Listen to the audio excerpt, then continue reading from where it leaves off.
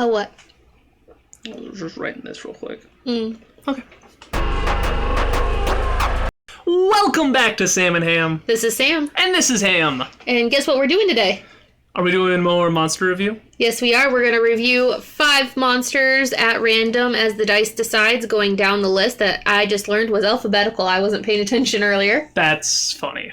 Yeah, so we just start at the top, we roll the dice, and we see how far down we get, and we just judge them based off of 3 different categories. Do you remember what those categories are? DM tactics? Yes. Player appeal? Yes. And lore? Yes. So all of these scores are completely arbitrary, just based off of our personal opinions, basically. What do you mean? These are empirically data. They're backed by Harvard, MIT, and the United Nations.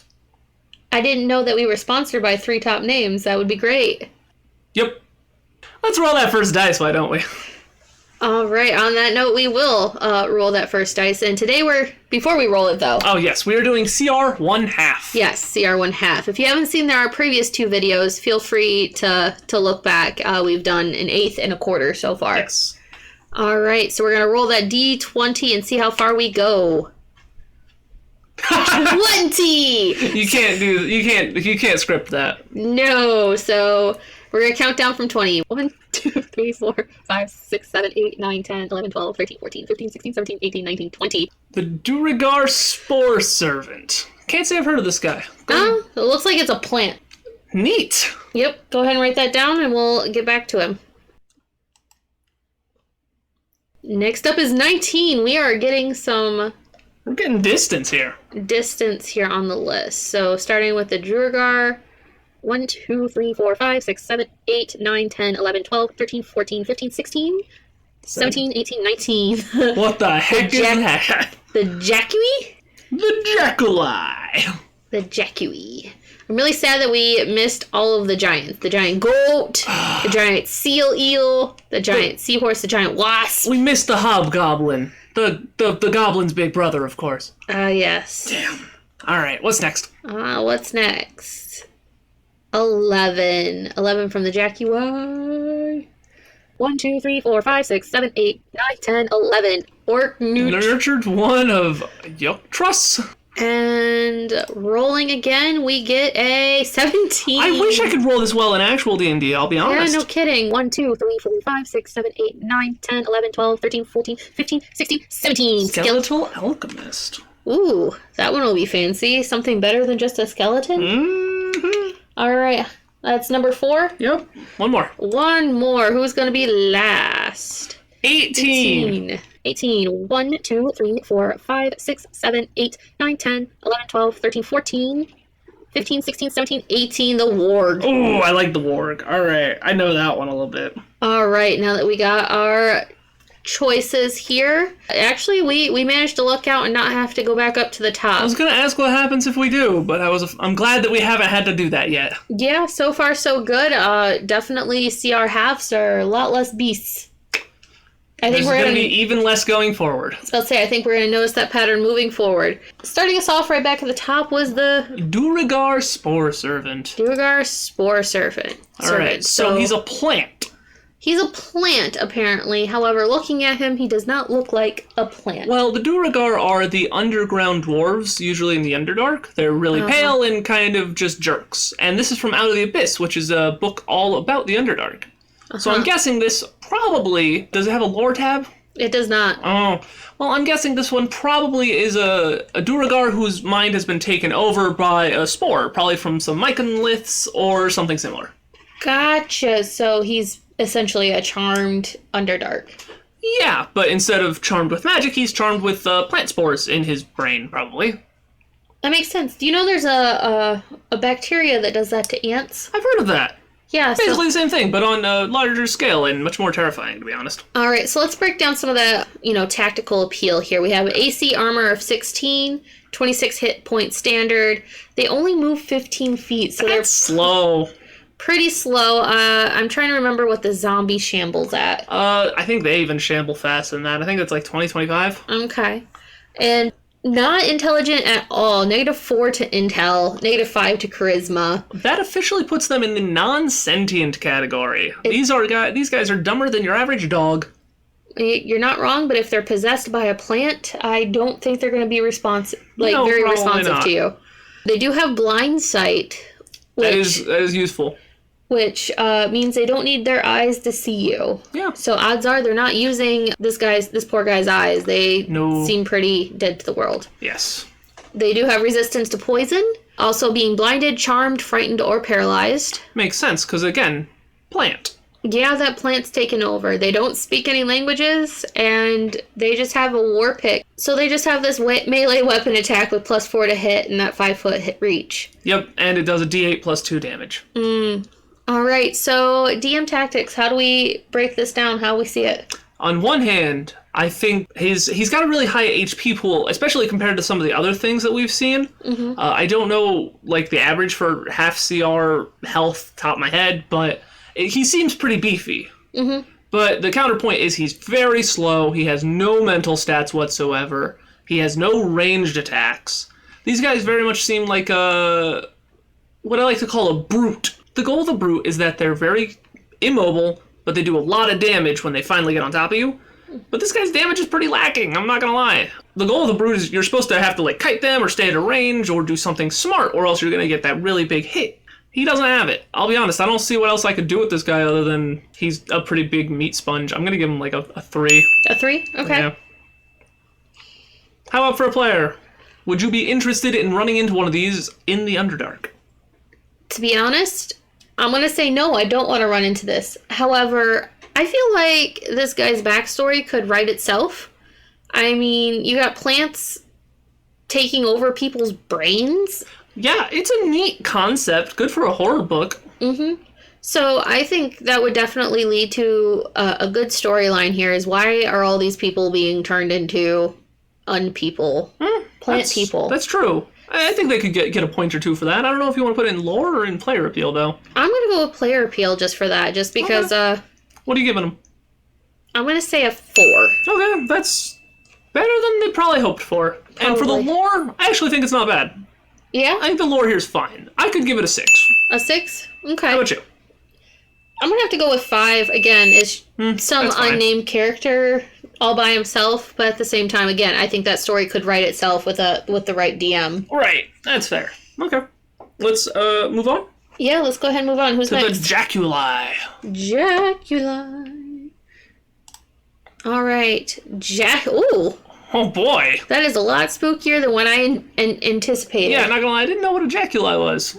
I was hoping for like a rabbit-like thing because of, jackalope sounding. Not horned snake. Not a horned snake, no. Okay, so as we can see, this guy is a lot less beefy. His AC is only 14, and he's only got 16 HP. So maybe they're, Yeah, their difference though is that climb speed and movement. He's true, much faster. much faster, which remind me, climb speed just says he can move 20 feet of movement up without difficulty, right? He still only gets 30 feet. He would only have 20 feet worth of movement up like a wall or on a ceiling, yeah.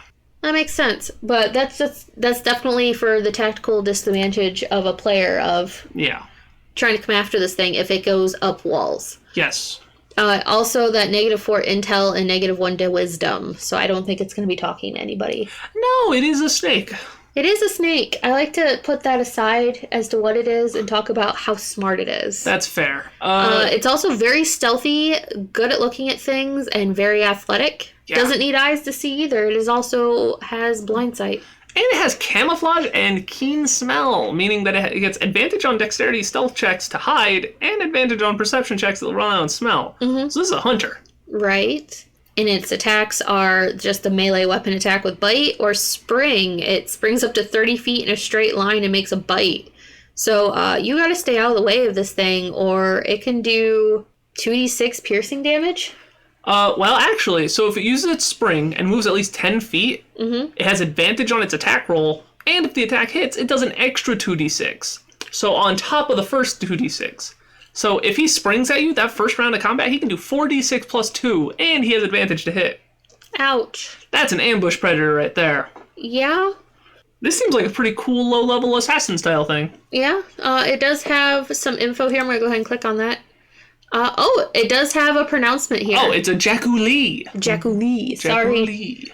It's a 15-foot long snake that can alter color and texture of its scales to camouflage itself. So it can look like wood or stone. It coils around pillars and tree trunks. Jackalys are found in damp climates, and their preferred habitats are rainforests and cool dungeons. The shed skin of the Jackaly is used in crafting boots of striding and springing, and cloaks of invisibility, because they're good at jumping and being stealthy. That's cute lore. That is some cute lore. Okay. All right. So for DM tactics, these guys seem neat. They're a really low-level assassin. On that first round of combat, they can do, on average, 16 damage on a hit. Yeah. And they have advantage on the hit. Your players probably won't even know they're there if they have a good stealth check going on. I would feel pretty comfortable using this as an assassin against a level 2 party or something. If I really want to get one player down first. Yeah. I think it seems really neat with that spring ability. Blind sight, it's got stealth. Seems fantastic to me. To be honest, for this level of a thing, I'd probably give it a 7. A 7? Okay. Yeah. As an assassin, it does its job effectively, it looks like. Okay. I'm going to have to go along my previous line of thought of use spiders to use snakes. That's fair. Not exactly thrilled to be seeing this thing. I mean, it can be coiled around anywhere, especially if it's upright in a tree somewhere. Yeah. Not sure I'm going to want to be fighting at it, or, not wanting my party to be snuck up on by it. But this would be a great way of getting players to do, insight checks, perception checks. Yeah. If you're a new player learning. Very true. I'm going to have to give it a 4 again. That's fair. So, for lore, animals generally don't have a whole lot of lore. They do not. They are animals. They are. But I think this guy gets at least a little bit extra credit for that little blurb about being used in certain magic items. Yeah. I would be okay with a 4 or 5. What do you think? I think a 5. A 5? At least. That's as good as an animal can do. Yeah. So what's next? The orc with some extra words on the end. He's from Volo's Guide. That's why I haven't heard of him. Okay, I've read most of Volo's, but I haven't read all the monsters from there. All right, well, before we get into stats, I'm going to look at some info here. It's to the common folk of the world, an orc is an orc. Orc Nurtured of Uterus. When a plague strikes a tribe, the hands of Uterus isolate the sick. The priests then administer to those who can be saved but not healed. The hands cultivate the sickness of these nurtured ones, turning them into instruments of defense and weapons of war. When orcs go to battle, a band of nurtured ones might charge in the first to give themselves up while softening up the enemies by spreading Uterus's vile blessing in its ranks. So, basically, Uterus seems to be a god of sickness or disease or some sort, and these are the ones who are sick and dying, and they go in first as a kind of suicide bomb. Gotcha, so these are the plagued, literally Yes. the plagued. It seems it, yes. Alright, so checking out that stat block then. AC 9. Checking out this picture. Oh, he's got He's a some gross-looking boy. boils and injuries and a bow. Yeah, gross. Yeah, he knows common and orc. He's got dark vision and passive perception of 10. And he actually looks to be smart enough to be able to speak. Yeah. He's an armor class of 9, hit points of 30, and finally something can go at full speed. I'm looking at this aggressive trait down here. It says, as a bonus action, the orc can move up to its speed towards a hostile creature that it can see. Yeah, that's basically the orc racial trait. It's super handy. Gotcha. So that's basically dashing as a bonus action? Yeah, but only aggressively and not away, like a coward. They have Corrupted Carrier. When they're reduced to 0 hit points, it explodes, and any creature in 10 feet of it has to make a DC 13 Constitution saving throw. On a failed save, they take 4d6 poison damage and become poisoned. On a successful save, they take half and aren't poisoned. A creature poisoned in this way can repeat the save at the end of each of its turn, ending the effect on a success. And while poisoned this way, they can't regain hit points. Ouch. And this guy has advantage on saving throws against poison and disease. Not that it's going to come up very often, I can't imagine. But... I can't imagine either. However, it does have claws. They don't even get weapons to go into fight here. They're literally just going in to smack up everybody else. Yeah, and then they have their Corrupted Vengeance. They literally seppuku. They commit Sudoku. But they reduce themselves to 0 hit points, triggering their Corrupted Carrier trait. They literally just have a way to end it all. Yeah, that's one way to end combat early, is just to nope out. But these guys seem kind of neat. For DM tactics, these guys seem kind of cool. Oh, yeah? This is what I was talking earlier about a brute. This is what a brute should be. They get in there, They do damage, they explode. Lots of damage if you're in melee with them. I like them. 8. You're gonna give him an 8? 8. Okay. This guy falls into my U category. You spiders, you snakes, you exploding poison boils. Yeah, that's fair. I definitely wouldn't want to see one of these, but I'm going to lend this to the fact that the story kind of writes itself. Like, there's just a tribe of sick orcs, and they're still trying to murder everybody else in the process. Let it not be said that this disease stops orcs from being orcs. Yeah, orcs here are very barbaric. I'm going to have to give him a 4. You've given a 4 for every player score so far today. Yeah, I'm not feeling it. Lore-wise, I think they seem kind of neat. Yeah? I think 6, personally. What do you think? 6 is okay. Yeah. Okay. I mean... They've got the lore, they're diseased, they're still doing their thing, they're still mad, they're orcs. Right. I think it seems like a pretty basic but neat lore, and you can easily reflavor that for any world that you guys might throw these in. Yeah, definitely. So... Awesome. So, orcs. Not my favorite, but better than the other 2. True. Let's move on. I'm excited to see this next one is the Skeletal Alchemist. The Skeletal Alchemist. Let's see. Yo, look at that picture. That is fantastic. I like the phantom beard. Alright, we got some info here. This undead retains enough of its former self. So this is like a lich, but baby lich. Like, is that the vibe I'm getting? I guess so, a little bit. They are from the Ghosts of Saltmarsh, which I haven't played that one, but I do know it's got, like, marshy stuff going on. It's pretty neat. So going to the stat block, we're seeing a armor class of 11, which is pretty low. Quite a few hit points, though, with 32. Surprisingly more than the orc. Yeah, surprising. I wonder if it's because the orc was, quote-unquote injured with the disease. That would have slowed it down a bit. This thing definitely knows Arcana. Vulnerability is bludgeoning. So it takes double damage from bludgeoning attacks. I think that's pretty cool. It rewards the players for actually experimenting and using weapons that they might not otherwise. Understandable. So a bludgeoning weapon would be your mace or your club. Yeah, stuff like that. Which is something people typically don't carry, so... No, most people like swords for some reason. Well, normally things have flesh when you're fighting them. Most. So it's immune to poison, exhaustion, and it does need sight, though. So dark vision is okay, but not blind sight. That's true. It understands you, but it can't speak, so that's kind of like your construct. Yeah, a little bit. Actually, this one seems to be 14 intelligence, so I don't know if this is supposed to have free will or not. Probably not. Well, it says it retained enough of its past life, so I wonder if it is commanded by what it died trying to do? I don't know. I think generally these things are probably not... This guy's a heck of a lot more intelligent than the average undead, though I can't tell if he's supposed to be sentient or not. Because, like, the average undead has, I think, 10 wisdom is its highest mental stat, whereas these guys have a couple of actually halfway decent ones. Without reading all of Saltmarsh, unfortunately, I couldn't tell you, but... I mean, based off of that thought process alone, odds are necromancers tend to flock together trying to, raise the ultimate undead. So that story kind of writes itself. They probably needed more magic of necromancy, so they raised a necromancer to feed off of. True.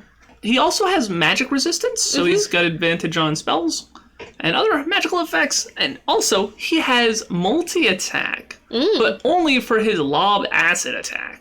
So if he's in melee, he's kind of screwed. He just has one claw and kind of sucks. But at a range, and he's throwing these acid vials, he's throwing 2 a turn, and that's some pretty serious damage. That is. So break it down for me. DM tactics. Hey, he's simple, but he looks like he has one shtick. Throw acid. I was really kind of hoping for a little bit more alchemy to him, but hey, it's effective. I'm going to give him a solid 6. 6? Okay. He only has one thing he does, but and it's not exactly that special, because, like, the Jackaly also only does one thing, but it did really well. Right. And not a lot of other people are good assassins. This guy, he's a ranged attacker, which is sometimes hard to find in the monster manual, but he does it decently enough. Right. Player appeal, I definitely like this one more than I do the other 3. Skeleton the cutest of the 4 so far? Unfortunate. It's not even the fact that he's cute, it's just the fact that, ew. So, I'm always having a hard time just picturing one of these all by himself. Like, he doesn't seem like much of a challenge, but tossing him in with, like, skeletal undead zombie men. Yeah. Necromancer. Yeah, no, I think this guy seems like a pretty good support monster. Yeah, he definitely seems like a pretty good support, but him all by himself? Yeah, no, unfortunately, because he only has 30-foot range, he's gonna get in melee pretty quickly. Mm-hmm. Definitely, which is unfortunate for him, but I'm gonna have to give him like 6. Hey, that's the best out of you so far today, so we'll go with what we can get. Lore, he seems neat. Yeah, I think his story kind of writes himself, and he's got pretty good background there. He's basically a baby lich. Yeah. What do you say, 6? I'm going to say a 5, just because I know what that score is going to be. Alright, 665. Alright. Last one up for the day is the Warg. The Warg. I love me some Wargs. These guys. Warg. Hey, Gotcha. look, the goblin. There's a goblin on him. I love him. There's a goblin riding the Warg. Yes. Alright, so giving us some info here. Warg is an evil predator that delights in hunting down and devouring creatures weaker than itself. Ooh, man. They're typically raised by goblins or hobgoblins and just serve as a mount. However, it's going to turn on that rider if it's mistreated or malnourished. So you gotta feed it. It does speak in their own language and goblin and can learn to speak common as well. So you've got intelligent wolves raised by goblins that are just dicks. Then why haven't I heard of these things before? I don't know, they're super cool. Alright, so this warg does have pretty standard stats here with 13 AC, 26 HP. 13 is not very impressive, but compared to some of the other things we've seen today, that's not bad. That's only beaten out by the plant dwarf. Right? It does have that move speed of 50. He's gonna catch you. Fast. Very strong. Barely intelligent, though. It said that it could learn a lot of languages, but it only has 7 for intel. That's as smart as an orc. That is as smart as the orc. Got perception, dark vision, typically speaks goblin and warg, might learn common. A little bit. Has keen hearing and smell, so advantage on any of those perception checks. Mm-hmm. Has bite with +5 to hit, with 2d6 +3 piercing damage. So +5, I've been noticing that +5 is actually on the upper end of these attack rolls as half a CR. And 2d6 is solid damage. Plus, if the target's a creature, then make a strength saving throw or be knocked prone. Yeah. That's kind of good. That is pretty good on the ouchie factor. Anything else you want to add to this before we jump into tactics? Well, so this is one of those things where you're never going to be fighting one of these on their own. There's probably going to be some kind of rider on it. I know we generally try to talk about the monsters in a vacuum, but that'd be like talking about a horse without a rider. Mm-hmm. So I should mention, there's always going to be a goblin, and well, quite frankly, I don't think anybody can really fight a goblin on a fair fight. That's all I'm saying. All right, so this creature is now banned, disqualified. All right. But in all seriousness, wargs are kind of neat because it's kind of like a mount or a wolf kind of thing that you can talk to. So I'm thinking, like, you're sneaking through a goblin camp, and normally, like, if you were to run to a wolf, okay, the druid or the ranger has to use animal handling to try to keep the wolf from snarling at you, right? Mm-hmm. Now, this ain't animal handling, this is persuasion. You're trying to persuade an outright evil mount from, like, ratting you out. Yeah. It makes for, I think, a lot more roleplay opportunities. And I think it's just generally neat. Yeah, that does sound pretty neat. So what are you going to score this then? Unfortunately for DM Tactics, there's not a lot to work with. They're average on stats and hit points. They do have the keen hearing and senses, but that's not that impressive. And they do have that pretty strong bite with the ability to knock them prone, but I'll be honest, a dire wolf is stronger. Mm-hmm. And if you're trying to go for a weak mook, a wolf is weaker. So these guys strike a little bit of a middle ground, so unfortunately for strictly stat block wise, nothing to write home for. I'm going to give them a 5 on average. A 5? Okay. Yeah. So for player appeal, as a druid at heart, I feel like I always want to talk to new creatures and beasts. This is definitely not a face a mom would love, or only a mother could love. He not pretty. No, he's not pretty. And I'd rather face that dire wolf or wolf on the road. That's fair. Also, technically, he's not even a beast. He's a monstrosity. He is a monstrosity. So I'm going to have to give him a 5 as well. I don't love him. It's hard to rate him all by himself, but him all by himself, Yeah, if he had the goblin on top, he'd be a 10 out of 10. But for right now, he's a 5 out of 5. No, he'd be a -5 if there was a goblin. For lore, I think they're kind of neat. Yeah. It's hard to have a beast or a monstrosity by itself have lore? Well, actually, these guys go pretty far back. These guys have been in a lot of things for a while. I actually think they have pretty good lore, even if it's not the most special. I'd give it at least a 7, personally. 7? All right, you've convinced me. Okay. That's the highest lore today. Nice. So with that, math time? It is math time. All right, and with that, we now have our scores. Let's go ahead and talk about number 5. Who came in low today? The Drugar Spore Servant, unfortunately. So why do you think he scored so low? Well, he's not going to be fun to talk to because he can't talk. He's not going to be fun to fight because there's not a lot here. He's got a pretty average defense and his attack is low, so there's no real draw there. He's just kind of boring. Yeah. The most neat part is that if you write a story about plants taking over people's brains, that could be interesting, but him on himself is not very interesting. All right. So let's move on to number 4. Surprisingly, the Jackaly. The Jackaly. Okay. So what happened there? Mostly just he's not very fun for the players to run into. It's a snake. Snake's gonna jump out, bite you, and then probably die because he attacked you. Yeah, you're not wrong there. And the problem is if you try to have it as a cute snake, then it's not doing its job as an assassin, so...